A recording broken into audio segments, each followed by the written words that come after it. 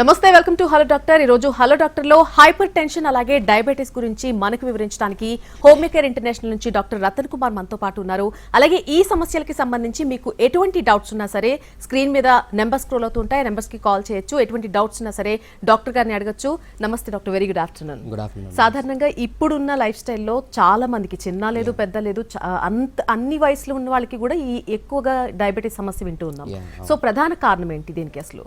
First of all ఈరోజు మనం మాట్లాడుకునే topic diabetes and hyper tension. ఈ రెండు కూడా మెటబాలిక్ డిజార్డర్స్ అన్నమాట. మెటబాలిక్ డిజార్డర్స్ అంటే మనకు నార్మల్గా మన లైఫ్ స్టైల్ చేంజెస్లో కానీ లేకపోతే మన ఫుడ్ హ్యాబిట్స్ చేంజెస్ వల్ల వచ్చే ఫ్యాక్టర్స్ ఏదైతే ఉంటాయో అది మెటబాలిక్ డిజార్డర్స్ అని అంటూ ఉంటాం. సో ముఖ్యంగా మనము డయాబెటీస్ అనేది చూసుకున్నట్లయితే డయాబెటీస్ అనేది మనకు నార్మల్గా తెలుగులో చక్కెర వ్యాధి అని లేకపోతే మధుమేహం అని అంటూ ఉంటారు. సో నార్మల్గా మనకు బ్లడ్ షుగర్ లెవెల్స్ అనేది ఎక్కువగా లైక్ ఫాస్టింగ్ అంటే తినకముందు 100 కంటే ఎక్కువగా ఉంటే దాన్ని మనం డయాబెటీస్ అని కన్సిడర్ చేసుకోవచ్చు. అండ్ ఆల్సో పోస్ట్ లంచ్ అంటే తిన్న తర్వాత లైక్ 180 కంటే ఎక్కువగా ఉంటే మనం అది డయాబెటీస్ కిందకి మనం కన్సిడర్ చేసుకోవచ్చు. Not only FBS and PLBS, and మనకు ఇంకొక టెస్ట్ ఉంటుందన్నమాట. దాన్ని మనం HbA1c టెస్ట్ అని అంటాం. ఈ HbA1c టెస్ట్ అంటే ఏంటి అంటే 3 months మన బ్లడ్లో షుగర్ లెవెల్స్ యావరేజ్ అనేది మనకు తెలుస్తుంది. సో ఎప్పుడైతే మనకి ఇది 5.7 లోపు ఉంటే నాన్ డయాబెటిక్ అని కన్సిడర్ చేసుకోవచ్చు. అండ్ ఆల్సో 5.7 to 6.2 అనేది వాల్యూ ఉంటే ప్రీ డయాబెటిక్ స్టేజ్ అని తీసుకోవచ్చు. అండ్ ఆల్సో 6.2 కంటే ఎక్కువగా ఉంటే మనం దాన్ని ఖచ్చితంగా డయాబెటీస్ అని అనుకోవాలి. సో నార్మల్గా ఈ డయాబెటీస్ ఎందుకు వస్తుంది అంటే ఫస్ట్ ఆఫ్ ఆల్ మన బ్లడ్లో షుగర్ లెవెల్స్ అనేది ఎక్కువగా ఉంటే డయాబెటీస్ వచ్చే ఛాన్సెస్ ఉంటాయి. సో మన బ్లడ్లో షుగర్ లెవెల్స్ ఎందుకు ఎక్కువగా అవుతుంది అంటే ఫస్ట్ ఆఫ్ ఆల్ మనం ఏదైనా ఒక ఫుడ్ తీసుకున్నప్పుడు దాంట్లో ఫ్యాట్స్ ఉండని లేకపోతే ప్రోటీన్స్ ఉండని లేకపోతే కార్బోహైడ్రేట్స్ కానీ నార్మల్గా కాంపౌండ్ సబ్స్టెన్స్ నుంచి సింపుల్ సబ్స్టెన్స్ లాగా కన్వర్ట్ అవుతుందన్నమాట. ఈ కన్వర్ట్ అయినప్పుడు మనకు ఎనర్జీ కావాలి అంటే గ్లూకోజ్ నుంచి మన బాడీ డైలీ రొటీన్గా మనం ఏదైనా ఫిజికల్ యాక్టివిటీ చేసుకోవాలన్నా మన పనులు చేసుకోవాలన్నా కానీ ఈ గ్లూకోజ్ అనేది మనకు నార్మల్గా యూటిలైజ్ అవుతుందన్నమాట ఎనర్జీ రూపంలో. సో ఈ గ్లూకోజ్ అనేది నార్మల్గా ఎక్కువగా ఎందుకు వస్తుంది అంటే ఫస్ట్ ఆఫ్ ఆల్ మనకు ఒక ప్యాంక్రియాస్ అనేది ఒక గ్లాండ్ అనమాట, ఎండోక్రైన్ గ్లాండ్ అంటాం. ఈ గ్లాండ్లో నుంచి ఇన్సులిన్ అనే హార్మోన్ ప్రొడ్యూస్ అవుతుంది. ఈ ఇన్సులిన్ అనే హార్మోన్ ఎలా ప్రొడ్యూస్ అవుతుందంటే మనకు ప్యాంక్రియాస్లో alpha cells and beta cells అని ఉంటూ ఉంటాయి. సో ఈ బీటా సెల్స్ నుంచి ఇన్సులిన్ అనేది వస్తుంది. సో ఈ బీటా సెల్స్ డిస్ట్రక్షన్ అయిపోవడం వల్ల లేకపోతే ఏదైనా కానీ ఒక స్ట్రెస్ ఫ్యాక్టర్ వల్ల ఉన్న బీటా సెల్స్గా గ్లూకోజ్ లెవెల్స్ని అంటే గ్లూకోజ్ని అంటే కంబైన్ చేసుకోకపోవడానికి కారణం వల్ల కూడా ఈ డయాబెటీస్ వచ్చే ఛాన్సెస్ ఉంటాయి. సో మెయిన్లీ ఈ డయాబెటీస్ అనేది 2 types ఉంటాయి. ఒకటి టైప్ 1 అని అంటూ ఉంటాము, టైప్ 2 అని అంటూ ఉంటాం. ఈ టైప్ 1 అండ్ టైప్ 2 డయాబెటీస్కి మేజర్ డిఫరెన్స్ ఏంటి అంటే మనకు నార్మల్గా ఈ టైప్ 1 డయాబెటీస్ అనేది ఏంటి అంటే మనకు బ్లడ్లో ఉన్న గ్లూకోజ్ లెవెల్స్ పెరుగుతూ ఉంటాయి. ఎందుకు పెరుగుతుంటాయి అంటే మనకు చెప్పాను కదా ఈ బీటా సెల్స్ అనేటివి డిస్ట్రక్ట్ అయిపోవడం వల్ల సో ఇన్సులిన్ అనేది ఖచ్చితంగా కంప్లీట్గా ప్రొడక్షన్ అనేది లేకపోవడం వల్ల ఈ గ్లూకోజ్ లెవెల్స్ పెరగడం అనేది జరుగుతూ ఉంటుంది. సో ఇది నార్మల్గా వీళ్ళకి ఏంటి అంటే ఖచ్చితంగా వాళ్ళకి బయట నుంచి ఇన్సులిన్ అనే హార్మోన్ అని మనకి ఇస్తూ ఉంటాం. లైక్ ఇన్సులిన్ యూనిట్స్ ఇస్తూ ఉంటాము, 10 units 15 units అని అంటూ ఉంటాం కదా. సో ఇది మెయిన్లీ టైప్ 1 డయాబెటీస్లో చూస్తాం. అదే రకంగా టైప్ 2 డయాబెటీస్లో వచ్చేసరికి ఏమవుతుంది అంటే మనకు నార్మల్గా ఈ బీటా సెల్స్లో నుంచి ఇన్సులిన్ అనే హార్మోన్ ప్రొడ్యూస్ అవుతుంది. కాకపోతే మన బాడీ సెల్స్ అనేటివి మన ఇన్సులిన్ ఆ గ్లూకోజ్ లెవెల్ని అబ్జర్బ్ చేసుకునే కెపాసిటీ అనేది తగ్గిపోతుంది. సో ఇందువల్ల వాళ్ళకి బ్లడ్లో గ్లూకోజ్ లెవెల్ పెరగడం అవన్నీ ఎక్కువగా చూస్తాం. సో మెయిన్గా దీనికి కాజెస్ ఏంటి అంటే టైప్ 1 వచ్చేసి జెనెటిక్ ఫ్యాక్టర్స్ వల్ల వస్తుంది. లైక్ పేరెంటల్ హిస్టరీ ఎవరికన్నా ఉంటే మదర్కి కానీ ఫాదర్కి కానీ ఎవరికన్నా ఉంటే వాళ్ళకి వాళ్ళ ఆఫ్ స్ప్రింగ్ అంటే వాళ్ళ పిల్లలకి రావడము మెయిన్గా టైప్ 1కి డయాబెటీస్కి కాజ్ అనమాట. అండ్ ఆల్సో వీళ్ళకి ఎవరికైనా ప్యాంక్రియాటిక్ క్యాన్సర్స్ కానివ్వండి ప్యాంక్రియాటైటిస్ కానివ్వండి ఎక్కువగా ఉంటే టైప్ 1 డయాబెటీస్కి దారితీసే ఛాన్సెస్ ఎక్కువగా ఉంటుంది. సో వీళ్ళకి ఏమవుతుంది అంటే ఖచ్చితంగా ఇన్సులిన్ అనే హార్మోన్ బయట నుంచి ఉండాల్సిన అవసరం అయితే ఉంటుంది. సో ఈ టైప్ 2 డయాబెటీస్ వచ్చేసరికి ఏంటంటే ఇది మొత్తం కంప్లీట్లీ ఇది మెటబాలిక్ డిజార్డర్లో లైఫ్ స్టైల్ చేంజెస్ వల్ల వచ్చేది టైప్ 2 అనమాట. And also stress aggravating factors ఏమన్నా ఉన్నా కానీ లేకపోతే ఏదన్నా కానీ ఒక ఇంజురీ జరిగిన ప్యాంక్రియాస్కి లేకపోతే అబ్జార్ప్షన్ సరిగ్గా లేకపోవడం వల్ల ఇమ్యూనిటీ సరిగ్గా లేకపోవడం వల్ల వచ్చేది టైప్ 2 డయాబెటీస్ అనమాట. రైట్ డాక్టర్, సాధారణంగా ఈ టైప్ 1 టైప్ 2 డయాబెటీస్లో అంటే రెండింటి మధ్య వ్యత్యాసం ఏంటి? అంటే ఏది ఎక్కువ ప్రమాదకరం లేదా రెండు ఒకే రకమైనటువంటి పాత్ర పోషిస్తుంటాయి? అవునండి, ఖచ్చితంగా ఈ టైప్ 1 అండ్ టైప్ 2 డయాబెటీస్లో టైప్ 1 అనేది కొంచెం మనకు కాంప్లికేటెడ్ స్టేజ్ అనమాట. ఎందుకంటే టైప్ 2లో మనకి ఇన్సులిన్ ప్రొడక్షన్ ఉంటుంది కాకపోతే మనం ఎప్పుడైతే ఆ ఇన్సులిన్ని సెన్సిటైజ్ చేస్తే గ్లూకోజ్ అనేది నార్మల్ కంట్రోల్కి వచ్చేస్తుంది. కాకపోతే ఈ టైప్ 1లో ఇన్సులిన్ ప్రొడక్షనే ఉండదు కాబట్టి ఇది వన్ ఆఫ్ ద కొంచెం ఒక్కొక్కసారి లైఫ్ థ్రెటనింగ్ కండిషన్కి కూడా దారితీసే ఛాన్సెస్ ఎక్కువగా ఉంటుంది. ఎందుకంటే వీళ్ళకి ఇన్సులిన్ అనే ప్రొడక్షన్ అనేది కంప్లీట్గా ఉండదు కదా.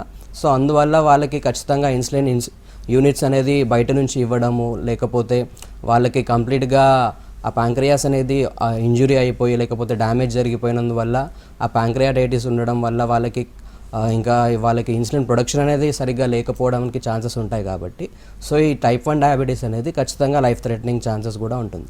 సో వీళ్ళకి ఏంటి అంటే హోమియోకేర్ ఇంటర్నేషనల్లో మనం హోమియోపతి ఏంటి అంటే కాన్స్టిట్యూషనల్ మెడిసిన్ అని అంటూ ఉంటాం. ఈ కాన్స్టిట్యూషనల్ మెడిసిన్ అంటే ఏంటి అంటే ఇప్పుడు 2 ఇండివిజువల్స్ తీసుకున్నట్లయితే వాళ్ళకి ఇద్దరికి డయాబెటీస్ ఉంటుంది. కాకపోతే వాళ్ళకి కాజ్ అనేది డిఫరెంట్ ఉంటుంది. ఒకరికి టైప్ 1 ఉండొచ్చు, ఒకరికి టైప్ 2 ఉండొచ్చు. అంతేగాని వాళ్ళకి ఇద్దరికి సేమ్ మెడిసిన్ అనేది హోమియోపతిలో ఉండదు. వాళ్ళకి ఖచ్చితంగా వాళ్ళ కేస్ అంతా డీటెయిల్గా స్టడీ చేసి అండ్ ఆల్సో వాళ్ళ కాజేటివ్ ఫ్యాక్టర్స్ ఏమున్నా కానీ వాళ్ళకి అగ్రవేటింగ్ ఫ్యాక్టర్స్ ఏమున్నా అవన్నీ డిఫర్ చేసుకుంటూ వాళ్ళకి తగిన సిమ్టమ్స్ ఏమున్నాయి అండ్ ఆల్సో ప్యాథలాజికల్ చేంజెస్ ఏమైనా ఉన్నాయా అవన్నీ ఇన్ డీటెయిల్గా కేసు తీసుకుంటే కానీ మనకు ఆ కాజ్ అనేది రాదు. సో అంటిల్ ఆర్ అన్లెస్ మనం ఆ రూట్ కాజ్ని కరెక్ట్గా తీసేసి వాళ్ళకి క్యూర్ అనేది ఇస్తేనే ఈ డయాబెటీస్ అనేది రివర్సబుల్ అయ్యే ఛాన్సెస్ ఎక్కువగా ఉంటుంది. సో నార్మల్గా వీళ్ళకి ఏంటి అంటే హోమియోపతిలో వీళ్ళకి ట్రీట్మెంట్ ఇస్తూ పాటు వాళ్ళకి హోమియోకేర్ ఇంటర్నేషనల్లో డైట్ చార్ట్ అనేది మెన్షన్ చేస్తాం.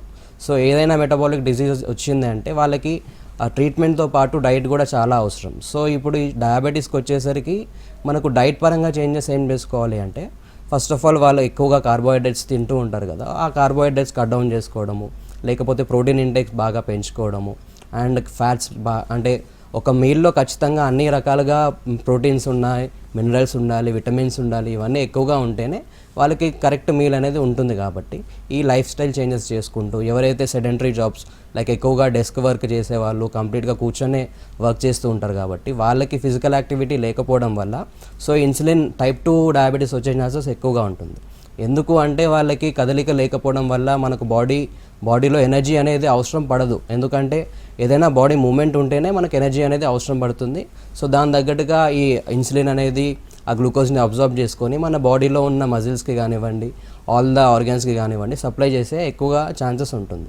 అప్పుడే మనకు నార్మల్గా ఈ ఎక్సర్సైజెస్ చేసుకుంటూ అండ్ ఆల్సో మెడిటేషన్ చేసుకుంటూ కొంచెం ఫిజికల్ యాక్టివిటీని పెంచుకున్నట్లయితే ఈ టైప్ 2 డయాబెటీస్ రాకుండా కూడా వచ్చిన వాళ్ళు కూడా ఈ ప్రివెంటివ్ మెజర్స్ పాటిస్తూ వాళ్ళకి రివర్స్ చేసుకునే ఛాన్సెస్ ఎక్కువగా ఉంటుంది. సో వాళ్ళకి డైట్తో పాటు డైట్ అండ్ ట్రీట్మెంట్ కూడా ఖచ్చితంగా అవసరం. ఎందుకంటే ట్రీట్మెంట్ ఒక్కటే కాదు, డైట్ కూడా 2 ఇంక్లూడెడ్ చేసుకుంటేనే వాళ్ళకి కంప్లీట్గా రివర్సల్ అయ్యే ఛాన్సెస్ డయాబెటీస్లో చూస్తూ ఉంటాం అన్నమాట. చాలా మందికి వన్స్ డయాబెటీస్ వచ్చిందని తెలిసిన తర్వాత చేసే పని ఏంటంటే డాక్టర్ని ఫస్ట్ టైం కన్సల్ట్ చేస్తారు, ఏదో ఒక టాబ్లెట్ డైలీ వేసుకోమని సజెస్ట్ చేస్తూ ఉంటారు.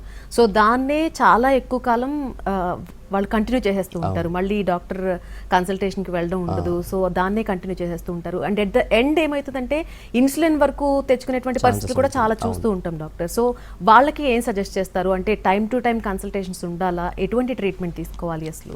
ఫస్ట్ ఆఫ్ ఆల్ ఎవరికైనా కానీ డయాబెటీస్ అనేది డయాగ్నోస్ అయిందనుకోండి, సో ఇనీషియల్గా వాళ్ళకి ఖచ్చితంగా ఎవ్రీ 3 monthsకి మనకు బ్లడ్ గ్లూకోజ్ లెవెల్స్ని మానిటర్ చేసుకోవాల్సిన అవసరం చాలా ఉంటుంది. అండ్ ఆల్సో HbA1c లెవెల్స్ కూడా ఎవ్రీ 3 months మనకు మానిటర్ చేసుకున్నట్లయితే వాళ్ళకి ఆ బ్లడ్లో ఉన్న గ్లూకోజ్ లెవెల్స్ బట్టి వాళ్ళకి మెడికేషన్ కూడా ఎంత అవసరమో అంతే ఇస్తూ ఉంటామన్నమాట. సో అంతేగాని కొంతమంది ఏంటంటే ఇప్పుడు ఒక డాక్టర్ని కన్సల్ట్ అయ్యాక తర్వాత వాళ్ళు ఇచ్చిన మెడిసిన్ని అదే రిపీట్ చేసుకుంటూ ఉంటారు. అంటే లైక్ ఎక్కువగా టెస్ట్లు కానివ్వండి ఏది చేసుకోకుండా ఉన్న మెడిసిన్నే కంటిన్యూ చేస్తూ ఉంటారు. అలా చేసుకుంటూ ఉంటే ఏమవుతుందంటే మన బాడీ అనేది కంప్లీట్గా ఆ మెడిసిన్కి రెసిస్ట్ అయిపోతుంది. సో అది ఉంటేనే వాళ్ళకి ఇంకా బ్లడ్ షుగర్ లెవెల్స్ అనేది కంట్రోల్లోకి వస్తుందని అలా ఉంటుంది వాళ్ళకి. అంతేగాని ఇప్పుడు 3 monthsకి ఒకసారి టెస్ట్ చేసుకున్నట్లయితే ఆ లెవెల్స్ తగ్గుతూ ఉంటే ఆ ఉన్న డోస్ ఏదైతే వాడుతున్నారో దాని తగ్గట్టుగా మనము తగ్గించుకుంటూ రావడము, లేకపోతే షుగర్ లెవెల్స్ పెరుగుతుంటే దాని లెవెల్స్ని పెంచుకుంటూ పోవడము అవన్నీ మనము నార్మల్గా సజెస్ట్ చేస్తాము. అండ్ ఆల్సో వాళ్ళకి కొంతమంది ఏంటి అంటే కంప్లీట్గా ఏదైతే first initial dose doctor mention చేస్తారో అదే కంటిన్యూస్గా వాడుతూ ఉంటే మన బాడీ అంతా దానికి రెసిస్ట్ అయిపోయి ఇప్పుడు మీరు చెప్పినట్టుగా ఇన్సులిన్కి కూడా దారి తీసే ఛాన్సెస్ ఎక్కువగా ఉంటుంది. కాబట్టి సో ఎవ్రీ 3 months వాళ్ళు ఖచ్చితంగా ఈ షుగర్ లెవెల్స్ని మెయింటైన్ చేసుకుంటూ అండ్ ఆల్సో ఆ టెస్ట్ అనేది రిపోర్ట్ అవన్నీ తీసుకొచ్చి డాక్టర్ని కన్సల్ట్ అవుతే సో వాళ్ళకి ఉన్న వాల్యూస్ తగ్గట్టుగా ట్రీట్మెంట్ అనేది ఇస్తూ ఉంటే వాళ్ళకి ఉన్న డోస్ నుంచి ఇంకా తగ్గే ఛాన్సెస్ ఎక్కువగా ఉంటుంది. అంటే ఇన్సులిన్కి దారి తీసే ఛాన్సెస్ కాకుండా ఉన్న డోస్నే ఇంకా తక్కువ చేసుకునే ఛాన్సెస్ ఎక్కువగా ఉంటుంది కాబట్టి సో అండ్ ఆల్సో వాళ్ళు కూడా ఏదైతే ట్రీట్మెంట్ వాడుతున్నారో దాంతోపాటు ఉన్న లైఫ్ స్టైల్ చేంజెస్ ఏదున్నా కానీ అది మాడిఫై చేసుకుంటూ అండ్ ఆల్సో ఏదైతే వాళ్ళకి స్ట్రెస్ ఎక్కువగా ఉండడం వల్ల నార్మల్గా మనకి ఏదైనా ఒక మెటబాలిక్ డిజార్డర్ వచ్చిందంటే ఖచ్చితంగా దానికి మానసిక ఒత్తిడి అంటే స్ట్రెస్ అనేది అదొక ఫ్యాక్టరే. సో అందువల్ల ఏదైతే స్ట్రెస్ ఫ్యాక్టర్ ఉందో దాన్ని రిమూవ్ చేయడానికి మెడిసిన్ అనేది ఇస్తే ఇనీషియల్గా వాళ్ళకి ఏ డిజార్డర్స్ ఉన్నా కూడా కంట్రోల్ అయ్యే ఛాన్సెస్ ఉంటుంది. సో అది మెయిన్గా చెప్తాము హోమియోపతి. సాధారణంగా అంటే చాలా మందిలో చూస్తూ ఉంటాం డాక్టర్, పైకి చాలా హెల్దీగా కనిపిస్తూ ఉంటారు, కానీ వాళ్ళ షుగర్ లెవెల్స్ చూస్తే 400+ ఉన్న పరిస్థితులు కూడా చూస్తూ ఉంటాం. సో వాళ్ళకి అంతలా షుగర్ ఉన్నప్పుడు చూడ్డానికి పైకి హెల్దీగానే కనిపిస్తుంటారు, అంటే ఇంటర్నల్గా ఏదైనా డ్యామేజ్ జరిగే అవకాశాలు ఉంటాయా? ఖచ్చితంగా అండి. కొంతమందికి ఏంటి అంటే రోగనిరోధక శక్తి అని అంటాం, అంటే ఇమ్యూనిటీ అంటాము. సో ఏదైనా ఒక డిజీజ్ ల్యాండ్ అయింది అంటే ఆ కొంతమందికి సిమ్టమాటిక్ బయటికి సిమ్టమ్స్ అనేటివి తొందరగా వస్తాయి. కొంతమందికి ఏమో అది సబ్రీడన్ అయిపోయి లోపలగా ఉంటూ సిమ్టమ్స్ ఏమి బయటకు కనిపించకుండా కూడా ఉంటూ ఉంటాయి. సో వాళ్ళకి ఎందుకు అంటే ఇది totally depends upon the body immunity అనమాట. ఇమ్యూనిటీ తక్కువగా ఉన్న వాళ్ళకి సిమ్టమ్స్ అనేటివి మనకు తొందరగా ప్రొడ్యూస్ అవుతాయి. అదే ఇమ్యూనిటీ కొంచెం ఎక్కువగా ఉన్న వాళ్ళకి ఏంటి అంటే సిమ్టమ్స్ ఏమి కరెక్ట్గా పైకి రాకుండా కానీ వాళ్ళకి ఇంటర్నల్ డ్యామేజ్ అయితే జరుగుతూ ఉంటుంది. సో నార్మల్గా ఈ డయాబెటీస్ యొక్క కాంప్లికేటెడ్ స్టేజెస్ ఏముంటుంది అంటే ఇట్లా రిపీటెడ్గా వాళ్ళకి గ్లూకోజ్ లెవెల్స్ మానిటర్గా చేయకుండా కంట్రోల్లో లేకుండా ఉంటే వాళ్ళకి మెయిన్లీ కాంప్లికేషన్స్ ఏముంటాయంటే first of all diabetic retinopathy అని అంటూ ఉంటాము. డయాబెటిక్ రెటినోపతి అంటే ఏంటి అంటే రెటినా అంటే మనకు నార్మల్గా కంటిలో ఒక పార్ట్ అనమాట. ఈ రెటినోపతిలో ఏమవుతుంది అంటే ఆ రెటినల్ డిటాచ్మెంట్ అయిపోవడమో లేకపోతే ఆ రెటినా అనేది కంప్లీట్గా డ్యామేజ్ అయిపోవడమో ఇవన్నీ ఎక్కువగా చూస్తుంటాం. దీన్ని మనం డయాబెటిక్ రెటినోపతి అంటాం. సో ఈ డయాబెటిక్ రెటినోపతి ఎందుకు వస్తుందంటే మనకు కంటిలో చిన్న స్మాల్ బ్లడ్ వెజిల్స్ అని అంటూ ఉంటాం. ఈ స్మాల్ బ్లడ్ వెజిల్స్ డ్యామేజ్ అయిపోవడం వల్ల సో వాళ్ళకి వచ్చే ఛాన్సెస్ డయాబెటిక్ రెటినోపతి అంటూ ఉంటాం. సో ఇలాంటి కాంప్లికేటెడ్ స్టేజ్కి వెళ్ళకుండా ఇనీషియల్గానే వాళ్ళకి డయాగ్నోజ్ అయినప్పుడు ట్రీట్మెంట్ అనేది స్టార్ట్ చేస్తే వాళ్ళు ఇంకా వాళ్ళకు వేరే కాంప్లికేషన్స్ లైక్ డయాబెటిక్ న్యూరోపతి కానివ్వండి, డయాబెటిక్ నెఫ్రోపతి కానివ్వండి, ఇంకా డయాబెటిక్ అల్సర్ ఫుట్ అని అంటూ ఉంటాం. ఈ డయాబెటిక్ నెఫ్రోపతి అంటేనేమో మనకు నార్మల్గా షుగర్ లెవెల్స్ కంట్రోల్ లేకపోతే కిడ్నీలో కూడా సమస్యలు వచ్చే ఛాన్సెస్ ఉంటాయి. ఎందుకంటే కిడ్నీలో కూడా స్మాల్ బ్లడ్ వెజిల్స్ ఉంటాయి కాబట్టి. సో నార్మల్గా ఈ డయాబెటీస్ అంటే స్మాల్ బ్లడ్ వెజిల్స్ని టార్గెట్ చేస్తుంది అనమాట. సో మన బాడీలో ఏదైతే స్మాల్ బ్లడ్ వెజిల్స్ ఉంటాయో లైక్ రెటినా కానివ్వండి, కిడ్నీ కానివ్వండి, అండ్ ఆల్సో కింద ఎక్స్ట్రిమిటీస్లో లైక్ చేతులు కానివ్వండి, కాళ్ళు కానివ్వండి తిమ్మిర్లు రావడం చెప్తూ ఉంటారు. అండ్ ఆల్సో ఎవరికైనా దెబ్బ తగిలినప్పుడు ఆ హీలింగ్ ప్రాసెస్ని తక్కువ చేస్తూ ఉంటుందన్నమాట. సో ఈ డయాబెటీస్ ఉన్న వాళ్ళు ఎప్పుడైనా కానీ వాళ్ళకి ఇంజురీ జరిగిన వెంటనే వాళ్ళకి ఫస్ట్ ఎయిడ్ చేసుకొని డాక్టర్ని కన్సల్ట్ అవుతే వాళ్ళకి ఆ హీలింగ్ ప్రాసెస్ అనేది తొందరగా జరుగుతుంది. అంతేగాని ఎప్పుడైతే వాళ్ళకి ఇంజురీ అయినప్పుడు ఆ ఓపెన్ వూండ్ ఉండడం వల్ల అక్కడ ఉన్న స్మాల్ బ్లడ్ వెజల్స్ ఇంకా డ్యామేజ్ అయిపోయి హీలింగ్ ప్రాసెస్ని నార్మలైజ్ చేయకుండా కూడా ప్రొలాంగ్ చేస్తూ ఉంటుందన్నమాట. దాంతోపాటు వాళ్ళకి డయాబెటిక్ అల్సర్ ఫుడ్కి కూడా ల్యాండ్ అయ్యే ఛాన్సెస్ ఎక్కువగా ఉంటుంది. సో ఇది మెయిన్గా మనం కాంప్లికేషన్ స్టేజెస్ ఆఫ్ డయాబెటీస్ అని అంటూ ఉంటాం. అండ్ హైపర్ టెన్షన్ అని చెప్తూ ఉన్నారు కదా, అసలు హైపర్ టెన్షన్ రావడానికి కారణాలు ఏంటి? వన్స్ అది అటాక్ అయిన తర్వాత ఎలా తెలుస్తుంది? ఏ లక్షణాలతో దాన్ని గుర్తించాల్సి ఉంటుంది అసలు? First of all hyper tension అంటే ఏంటి అంటే మనకు హై బ్లడ్ ప్రెషర్ అనమాట. అదే హైపోటెన్షన్ అంటేనేమో లో బ్లడ్ ప్రెషర్. ఇది మేజర్గా హైపర్ టెన్షన్ అండ్ హైపోటెన్షన్ అని అంటూ ఉంటాం.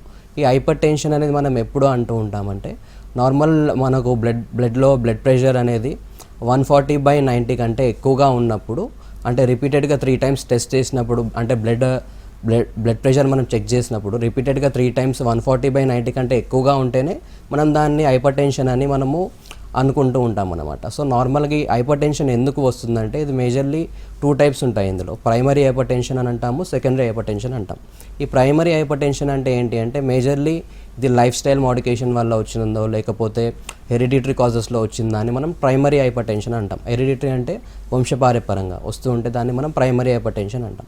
అదే సెకండరీ హైపర్ టెన్షన్ అంటే ఏంటి అంటే ఏదైనా కానీ కిడ్నీ సమస్యలు, అంటే అదర్ దాన్ ద జెనెటిక్ కానివ్వండి లేకపోతే లైఫ్ స్టైల్ చేంజెస్ ఇవన్నీ నార్మల్ ఉన్నా కూడా వచ్చింది అంటే మనం సెకండరీ హైపర్ టెన్షన్ అంటాం. ఈ సెకండరీ హైపర్ టెన్షన్ ఎందుకు వస్తుందంటే నార్మల్గా ఈ క్రానిక్ కిడ్నీ డిజీజ్ ఉన్న వాళ్ళకి, లేకపోతే heart issues like heart attack ఎక్కువగా వచ్చిన వాళ్ళకి, అండ్ ఆల్సో బ్లడ్లో కొలెస్ట్రాల్ లెవెల్స్ ఎక్కువగా ఉన్న వాళ్ళకి ఇది సెకండరీ హైపర్ టెన్షన్ కిందకి మనం కన్సిడర్ చేసుకోవచ్చు. ఎప్పుడైతే మనకు బ్లడ్లో నార్మల్ బ్లడ్ వెజిల్ అనేది అంటే నార్మల్ సైజులో ఉన్నప్పుడు బ్లడ్ ప్రెషర్ అనేది ఉండదు. ఎప్పుడైతే కొలెస్ట్రాల్ లెవెల్స్ ఆ బ్లడ్ వెజల్స్లో ఆ వాల్స్లో చుట్టూ అలా పెరిగిపోయి ఉన్నప్పుడు నార్మల్గా ఆ వాల్ అనేది అంటే లైక్ కన్స్ట్రిక్ట్ అయిపోతుంది, నారో అయిపోతుంది అనమాట. ఈ నారో అయిపోవడం వల్ల నార్మల్ ఫ్లోని అపోజ్ చేస్తే ఆ బ్లడ్ అనేది ఆ బ్లడ్ వెజల్స్కి ప్రెషర్ పెడుతుంది కాబట్టి దాన్ని మనం బ్లడ్ ప్రెషర్ అని అంటూ ఉంటాము. ఈ బ్లడ్ ప్రెషర్ ఇట్లా పెరుగుతున్నప్పుడు మనం హైపర్ టెన్షన్ కిందకి కన్సిడర్ చేసుకోవచ్చు. సో ఎప్పుడైతే వాళ్ళ కొలెస్ట్రాల్ లెవెల్స్ కూడా నార్మలైజ్ చేసుకుంటే అక్కడ ఉన్న బ్లడ్ వెజల్స్ అనేది నార్మల్ కండిషన్కి వచ్చి అంటే ఆ నారో ప్రాసెస్ని కొంచెం డైలైట్ చేస్తే ఆ బ్లడ్ ప్రెషర్ కూడా తక్కువ చేసుకునే ఛాన్సెస్ ఎక్కువగా ఉంటుంది.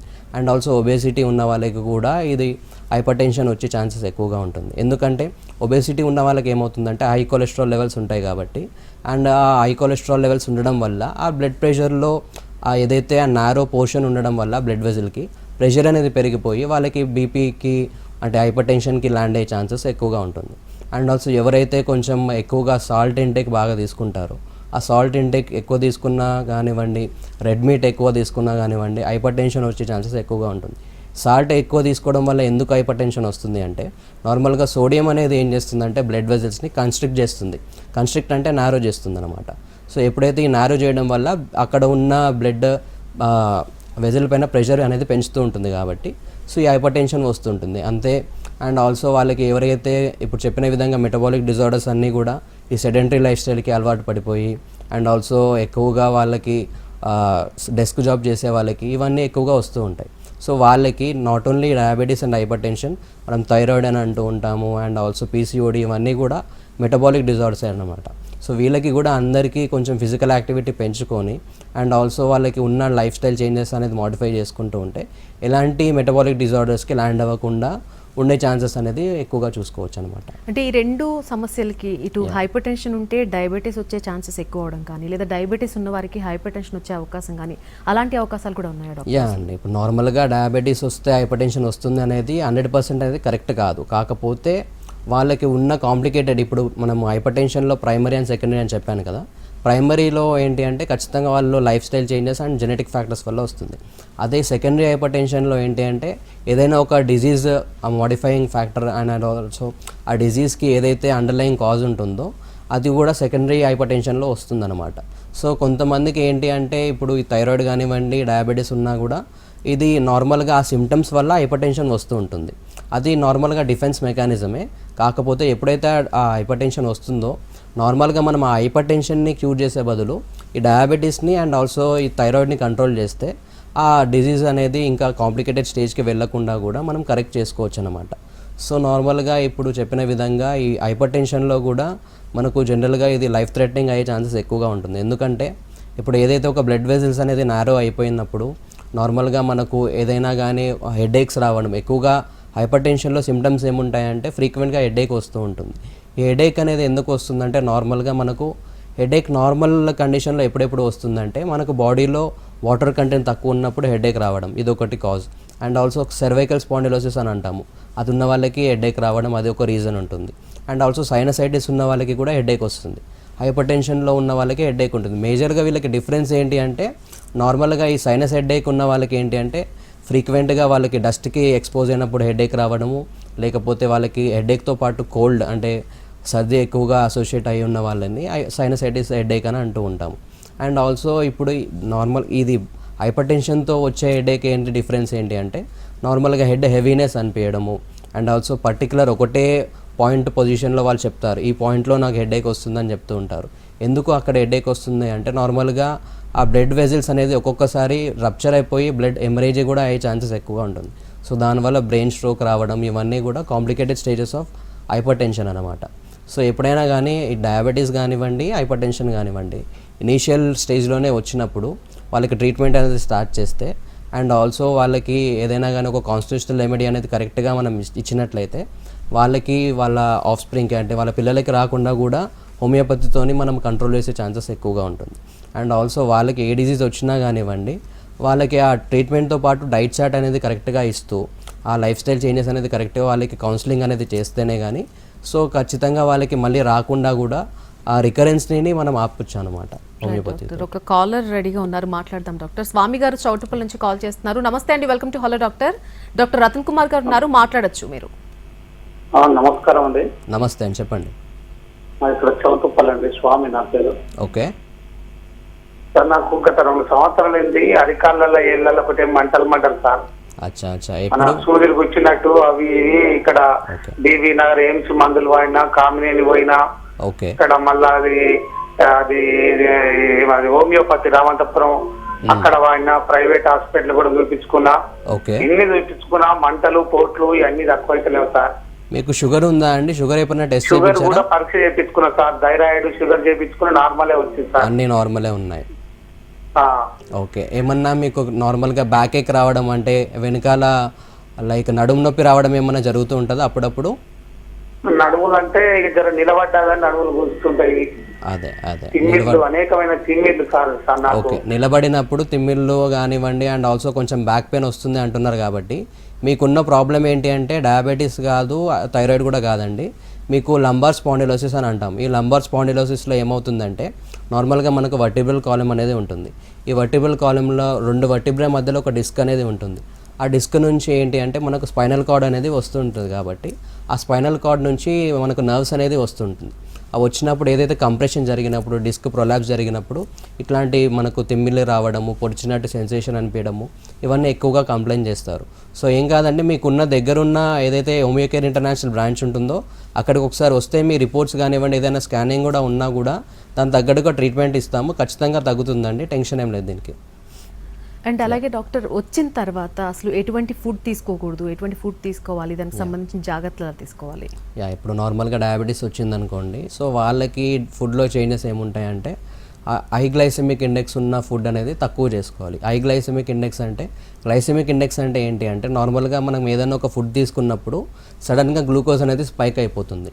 ఆ గ్లూకోజ్ సడన్గా స్పైక్ అయిపోవడం వల్ల మనకు బ్లడ్లో షుగర్ లెవెల్స్ అనేది ఎక్కువగా పెరుగుతూ ఉంటుంది. సో ఇట్లాంటి ఫుడ్ని మనం అవాయిడ్ చేసుకోవాలి. లైక్ ఇప్పుడు ఉన్న సీజనల్ ఫ్రూట్లో మ్యాంగోస్లో ఎక్కువగా గ్లైసెమిక్ ఇండెక్స్ ఎక్కువగా ఉంటుంది, సపోటాలో ఎక్కువగా ఉంటుంది. సో ఇవన్నీ మనము తినకుండా లైక్ యాంటీ ఆక్సిడెంట్స్ రిచ్ ఉన్న ఫుడ్ లైక్ వాటర్ మిలన్ కానివ్వండి, విటమిన్ సి ఎక్కువ ఉన్న ఫ్రూట్స్ కానివ్వండి, లైక్ ఆరెంజెస్ కానివ్వండి, అవకాడోస్ కానివ్వండి, లెమన్ కానివ్వండి, ఇవన్నీ ఎక్కువగా తీసుకుంటే అందులో గ్లైసెమిక్ ఇండెక్స్ తక్కువగా ఉంటుంది కాబట్టి, so and also antioxidants కూడా ఎక్కువ రిచ్ ఉంటాయి కాబట్టి మన బాడీలో ఏదైనా ఇన్ఫ్లమేషన్స్ ఉన్నా కానీ, ఇన్ఫెక్షన్స్ ఉన్నా కూడా అవన్నీ తక్కువ అవుతూ ఉంటాయి. అండ్ ఆల్సో ఇట్లాంటి వెజిటేబుల్స్ కూడా ఎక్కువగా తీసుకుంటూ, నాన్ వెజ్ అనేది కొంచెం తక్కువగా తీసుకున్నట్టు, మెయిన్లీ రెడ్ మీట్ ఎక్కువ తీసుకోవడం వల్ల మనకు హైపర్ టెన్షన్ కూడా వస్తుంది అండ్ ఆల్సో డయాబెటీస్ కూడా ఎక్కువ వచ్చే ఛాన్సెస్ ఉంటుంది కాబట్టి ఇవి కొంచెం అవాయిడ్ చేసుకుంటూ, అండ్ ఆల్సో వాళ్ళకి రొటీన్గా ఏదైనా కానీ డైలీ ఒక 45 minutes to 1 hour ఎక్సర్సైజ్ చేసుకోవడము, ఇవన్నీ ఎక్కువగా వాళ్ళకి చెప్తూ ఉంటే ఏమవుతుంది అంటే నాట్ ఓన్లీ వాళ్ళకి ఆ డిజీజ్ ట్రీట్మెంట్తో పాటు ఇవన్నీ చెప్తున్నాం కాబట్టి కంప్లీట్గా వాళ్ళకి అది లైఫ్ స్టైల్లో ఒక చేంజెస్ అయిపోతుంది కాబట్టి, సో కంప్లీట్గా ఇది డయాబెటీస్కి అండ్ హైపర్ టెన్షన్కి ఏదైనా మెటబాలిక్ డిజార్డర్స్ వచ్చినా కూడా ఇవి రాకుండా అండ్ ఆల్సో కంట్రోల్ చేసుకునేటట్టుగా మనం మెడిసిన్ అనేది ఇస్తూ ఉంటాం. అండ్ ఆల్సో వీళ్ళకి చేంజెస్ ఏం చేసుకోవాలంటే మనకు ఫస్ట్ చెప్పాను కదా, మనం ఒక మీల్ తీసుకున్నప్పుడు దాంట్లో అన్ని రకాలుగా పోషకాలు ఉండాలి అండ్ ఆల్సో ఫైబర్ రిచ్ ఎక్కువ ఉండాలి అండ్ ఆల్సో ప్రోటీన్స్, కార్బోహైడ్రేట్స్ కూడా, ఫ్యాట్స్ కూడా ఇవన్నీ సమానంగా ఉండేటట్టుగా మనం డైట్ అనేది కంట్రోల్ చేసుకుంటే సో వాళ్ళకి ఎలాంటి మెటబాలిక్ డిజార్డర్స్ రాకుండా మనము దాన్ని జాగ్రత్త పరచుకోవచ్చు అనమాట. అండ్ అలాగే డాక్టర్ పర్మనెంట్ క్యూర్ అంటూ ఉంటుందా? వన్స్ డయాబెటీస్ వచ్చిన తర్వాత దాన్ని మనం మందులతో తగ్గించడమే తప్ప క్యూర్ అనేది లేదు అని చెప్తూ ఉంటారు. దానికి సంబంధించి అసలు ఏం చెప్తారు? ఏం లేదండి, ఇప్పుడు నార్మల్గా డిజీజ్ అనేది ఖచ్చితంగా అంటే కంప్లీట్లీ క్యూర్ అవ్వాలి అంటే ఫస్ట్ ఆఫ్ ఆల్ మనకు ఆ డిజీజ్ ఏ స్టేజ్లో ఉంది అండ్ ఆల్సో సివియారిటీ ఉందో దాని తగ్గట్టుగా మనం అనేది క్యూర్ అనేది వస్తుందన్నమాట. ఎప్పుడైతే నార్మల్గా ఇప్పుడు ఇనీషియల్గా ప్రీ డయాబెటిక్ స్టేజెస్లో కానివ్వండి, లేకపోతే ఎర్లీగా డిజీజ్ డయాగ్నోసిస్ చేసుకొని మా దగ్గరికి వస్తే సో వాళ్ళకి కంప్లీట్గా పర్మనెంట్ క్యూర్ కొంచెం 2 to 3 yearsలో తగ్గే ఛాన్సెస్ ఎక్కువగా ఉంటుంది. అదే కానివ్వండి కొంతమంది ఏంటి అంటే కాంప్లికేటెడ్ స్టేజెస్కి వస్తారు. ఇప్పుడు డయాబెటీస్లో కాంప్లికేషన్స్ చెప్పాను కదా, డయాబెటిక్ రెటినోపతి కానివ్వండి, డయాబెటిక్ రెఫ్నోపతి కానివ్వండి అండ్ డయాబెటిక్ న్యూరోపతి, ఇవన్నీ ఈ స్టేజెస్లో వచ్చినప్పుడు వాళ్ళకి ఏంటి అంటే ఇప్పుడు ఏదైతే వాళ్ళు ఉన్న డయాబెటీస్కి అలోపతిక్ మెడికేషన్స్ వాడుతున్నారో సో ఆ ఉన్న కండిషన్ బట్టి అండ్ ఉన్న సివియారిటీని బట్టి వాళ్ళకి అది కంటిన్యూ చేయాలా లేకపోతే ఉన్న డోస్ని తక్కువ చేయాలా అనేది మనం ట్రీట్మెంట్ ఇస్తున్నప్పుడు 3-4 monthsకి అట్లా వాళ్ళకి బ్లడ్ టెస్ట్ అనేది చెప్తూ ఉంటాం కదా, సో ఆ వాల్యూస్ బట్టి మనం కట్ డౌన్ చేసుకోవచ్చు అనమాట. ఆ ఉన్న డోస్ని టాపర్ చేసుకోవచ్చు.